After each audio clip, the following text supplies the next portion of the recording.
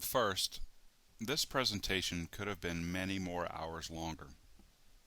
My thousands of photographs and hundreds of hours of video have still not been fully reviewed. It is only a sampling of the videos and photographs. There were a lot of anomalies to cover and try to explain, and this project is obviously not complete. Moreover, I know there are some inconsistencies in this presentation. Am I 100% correct? No. Am I at least 50% correct? I'm afraid so. However, this project was never about me. I came into this mess from a completely different direction from most people. I had my lightning stolen, and then my intelligence insulted. But this project is about how to convey this information to you, and how to teach you how to see them. I have taught several people to do just this. Use this video as a guide. How did I do this? I really don't know, but I just know I had to do this. Sorry. These things must be exposed. It's not that I can see any better than anyone, though I do have very good eyesight. But I think it's just that I've always seen a little differently from others. Moreover, as a fine art painter, I've painted clouds for many years, and I know what they're supposed to look like. After realizing these things were right over my head, I wondered where else these drones were active. I didn't have the time to really explore other cities or states. However, once I knew what to look for, I began noticing these aircraft in people's photographs online, mainly in photographs of chemtrails. In pictures and video, I have seen these craft over Hawaii, California, Arizona, the eastern seaboard of Quebec, Italy, and in countless photographs that I don't even know where they were taken. So for a lot of you, they are right over your head. You have seen these shapes if you have studied the skies recently. Many of you have photographs of these already. You just didn't know how to explain the strange shapes. In this presentation, I have laid out how to find them. Please use this work as a guide for your own investigations. Break out old cameras, video cameras, cell phone cameras, and document, especially if you have an infrared or thermal camera.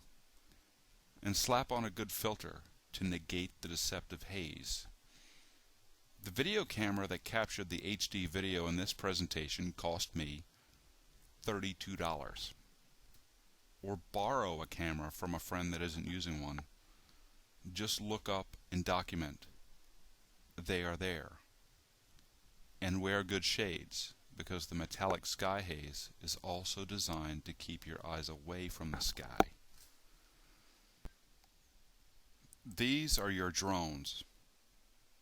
It is said that the main aircraft is nuclear powered. They affect the weather for sure, and they're watching you 24/7.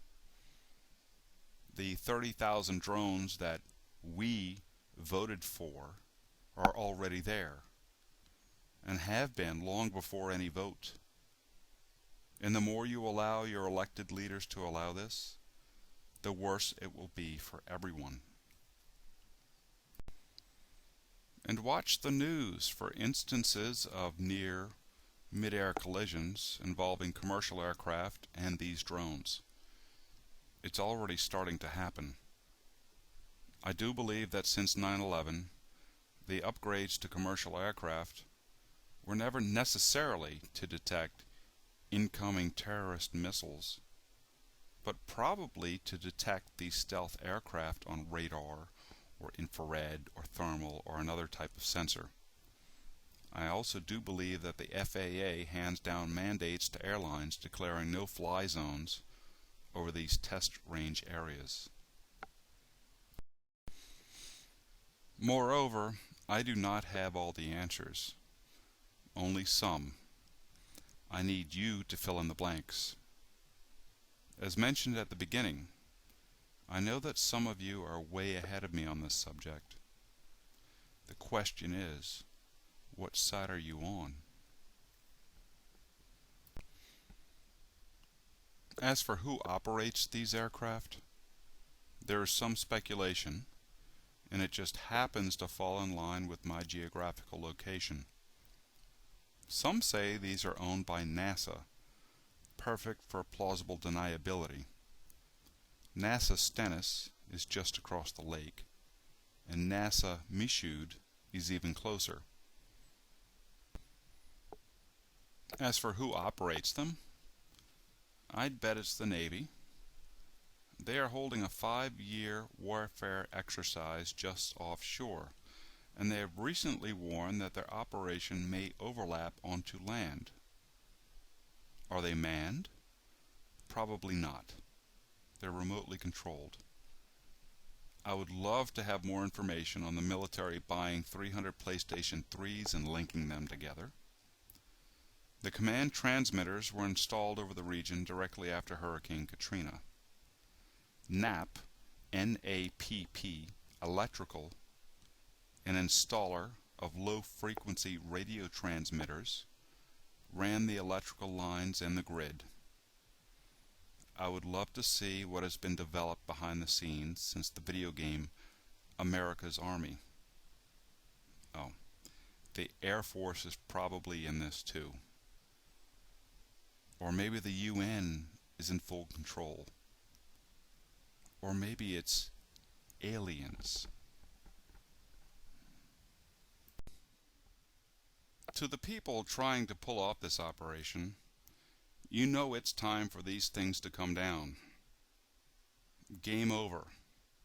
You're busted. And if you don't remove them, I'd bet that others will. Oh, and I'm paying for this? Fuck you.